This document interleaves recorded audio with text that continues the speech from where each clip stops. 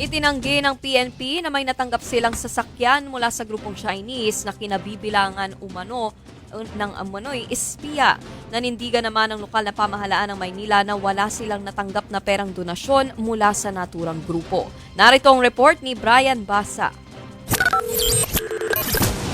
September 2022 nang i-turn over sa Manila Police District ang 10 motorsiklong ito.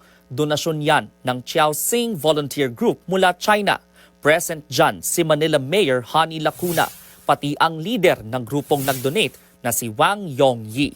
Makalipas ang mahigit 2 taon, napabalitang espiya di umano sa ating Philippine Navy si Wang at ang iba pa niyang kasamang inaresto ng NBI nito lang Enero. Kaya naman, kinu-question ngayon ng palasyo ang mga donasyon ng grupo ni Wang sa iba't ibang tanggapan ng gobyerno. Kung ito man po ay naging donasyon, in good faith, kailangan po talaga natin malaman dahil hindi naman po masama ang tumanggap ng donasyon. Pinaiimbestigahan naman na raw ni PNP Chief Romel Marbil ang mga donasyon.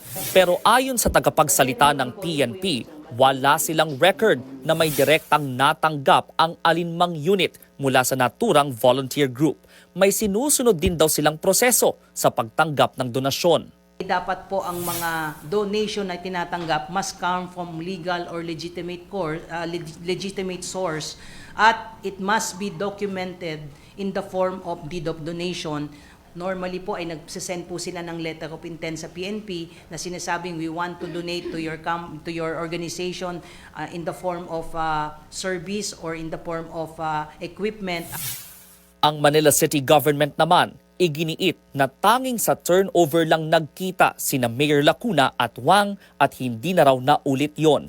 Mga motor lang din daw ang natanggap nila at walang perang donasyon. Kabilang naman sa sinisilip din ng palasyo ang mga donasyong natanggap daw noon ng Davao City. Sa panahon po ng pandemya, nabalitaan po din natin na marami po natanggap na ambulance, na mga sasakyan, tama ba, ambulansya, especially Davao City.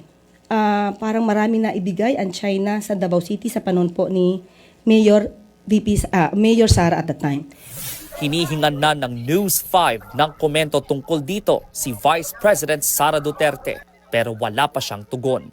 Nagbabalita mula sa Frontline, Brian Basa, News 5.